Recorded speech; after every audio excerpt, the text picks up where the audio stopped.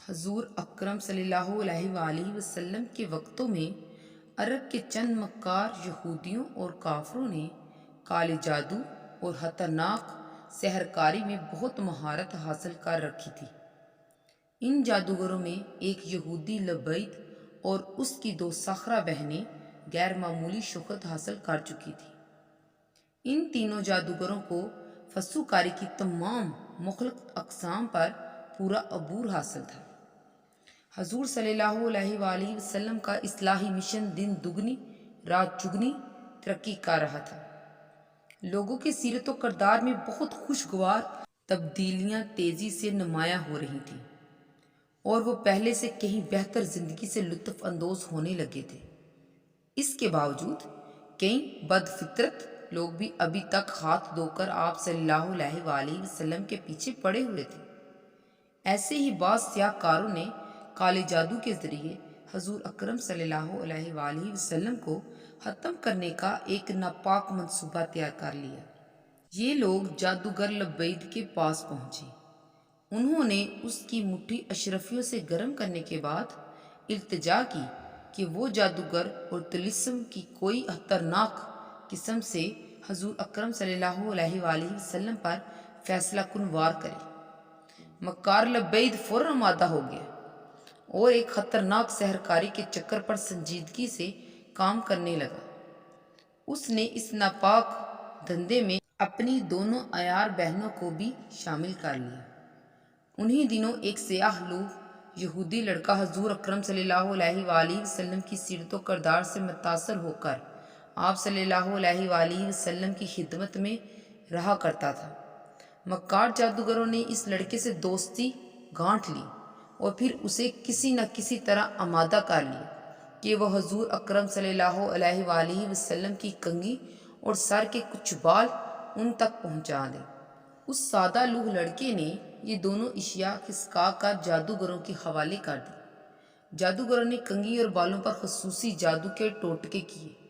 انہوں نے پھر دونوں چیزوں کو کھجور کے ایک خوشے میں احتیاط سے لپیٹ دیا۔ اس کے بعد وہ یہ سب چیزیں زروان کے مقام پر لے گئے اور وہاں انہیں ایک ویران کنویں کی تہہ میں ایک بڑے پتھر کے نیچے دبا دیا۔ ان جادو شدہ اشیاء کے ساتھ ہی منتر پڑھی ہوئی چند اور چیزیں بھی رکھ دیں۔ ان میں سے ایک تو رسی کا ایک ٹکڑا تھا جس پر جادو کی 11 گرہیں باندھ دی تھیں۔ اس کے ساتھ ہی حضور اکرم صلی اللہ علیہ وآلہ وسلم کا ایک مومی پتلا بھی تھا جس میں منتر شدہ سوئیاں جا بجا چبھی ہوئی تھی۔ کالے جادو کے تمام تقاضے پورے کرنے کے بعد مکار جادوگر زروان سے چپکے سے چلے آئے۔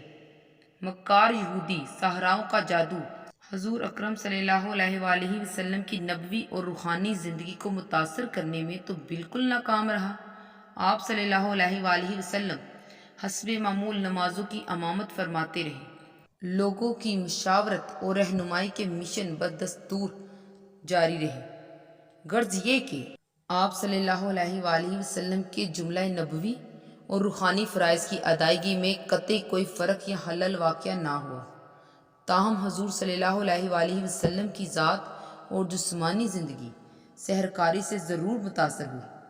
وقت گزرنے کے ساتھ ساتھ آپ صلی اللہ علیہ وآلہ وسلم کے جسم مبارک میں عجیب و غریب قسم کا درد محسوس ہونے لگا، حتیٰ کہ کئی بار تو جسمانی تکلیف ناقابل برداشت بھی ہو جاتی تھی۔ اس پراسرار تکلیف کی کوئی ظاہری وجہ نظر تو نہ آتی تھی، مگر آپ صلی اللہ علیہ وآلہ وسلم انتہائی صبر و تحمل سے یہ سب کچھ برداشت کرتے رہے۔ آپ صلی اللہ علیہ وآلہ وسلم اکثر خداوند تعالیٰ سے مدد اور شفا کی دعا مانگتے تھے۔ آپ صلی اللہ علیہ وآلہ وسلم کی دعائیں قبول ہوئیں۔ ایک روز آپ صلی اللہ علیہ وآلہ وسلم غنودگی کی حالت میں لیٹے ہوئے تھے کہ دو فرشتے آپ صلی اللہ علیہ وسلم کی خدمت میں حاضر ہوئے۔ انہوں نے نہایت ڈرامائی انداز میں آپ صلی اللہ علیہ وآلہ وسلم کو لبید کے خطرناک جادو کے تمام رازوں سے آگاہ کر دیا۔ فرشتوں نے آپ کو قرآن حکیم کی آخری 2 سورتیں تلاوت کرنے کے ذریعہ علاج کا طریقہ بھی بتا دیا۔ حضور صلی اللہ علیہ وآلہ وسلم سارا معاملہ سمجھ گئے آپ صلی اللہ علیہ وآلہ وسلم نے حضرت علی رضی اللہ تعالیٰ عنہ کی سرکردگی میں 5 آدمی کو فوراً زرمان میں روانہ کر دیا۔ کچھ دیر بعد آپ بنفس نفیس میں وہاں پہنچ گئے۔ دیکھتے ہی دیکھتے کالے جادو کے توڑ کا عمل شروع ہو گیا۔ یہ دیکھ کر سب کو حیرت ہوئی کہ زروان کنویں کا پانی پر اسرار طور پر گہرا سرخ ہو چکا تھا۔ کنویں کو پانی سے فوراً خالی کر دیا گیا۔ تہہ میں پڑے ہوئے پتھر کو سرکایا گیا تو حضور صلی اللہ علیہ وآلہ وسلم کی ذاتی کنگھی اور سر کے بالوں کا گچھا برآمد ہو گیا۔ 11 گھانٹوں والی جادو شدہ رسی اور سوئیاں والا مومی پتلا بھی تلاش کر لیے گئے۔ ان تمام جادو شدہ اشیاء کو فوراً تلف کر لیا گیا۔ ساتھ ہی ساتھ حضور صلی اللہ علیہ وآلہ وسلم قرآن حکیم کی آخری 2 سورتوں معوذتین کی تلاوت بھی فرماتے گئے۔ تلاوت کے اختتام میں جادو کا زہریلا اثر مکمل طور پر زائل ہو گیا۔ آپ صلی اللہ علیہ وآلہ وسلم نے یوں محسوس کیا جیسے کسی قیدی کی زنجیریں توڑ دی گئی ہوں۔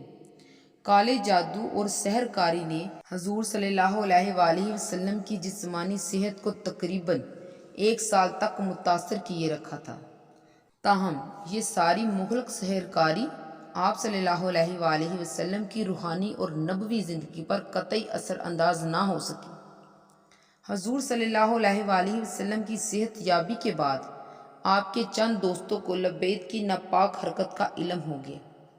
وہ طیش میں آ گئی اور لبید کو ٹھکانے لگانے کے لیے اٹھ کھڑے ہوئے، مگر حضور صلی اللہ علیہ وآلہ وسلم نے انہیں ہر قسم کے انتقام سے منع کر دیا اور صبر اور خاموشی اختیار کرنے کو کہا۔ پھر آپ صلی اللہ علیہ وآلہ وسلم نے مکار لبید کو بلا بھیجا۔ اس نے اپنے گناہوں کرتوتوں کا اعتراف کر لیا، مگر آپ صلی اللہ علیہ وآلہ وسلم نے اسے معاف کر دیا۔ آپ صلی اللہ علیہ وآلہ وسلم نے لبید اور تمام لوگوں کو نصیحت فرمائی کہ وہ انسانوں پر اذیت اور جادو اور سحر کاری کے مخلط ہتھ کنڈے استعمال کرنے سے ہمیشہ باز رہے۔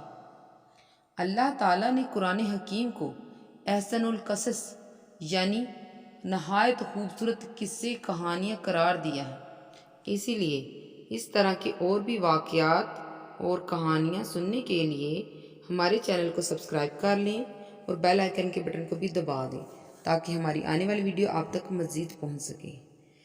جزاک اللہ خیر، دعاؤں میں یاد رکھیے گا۔ اللہ حافظ۔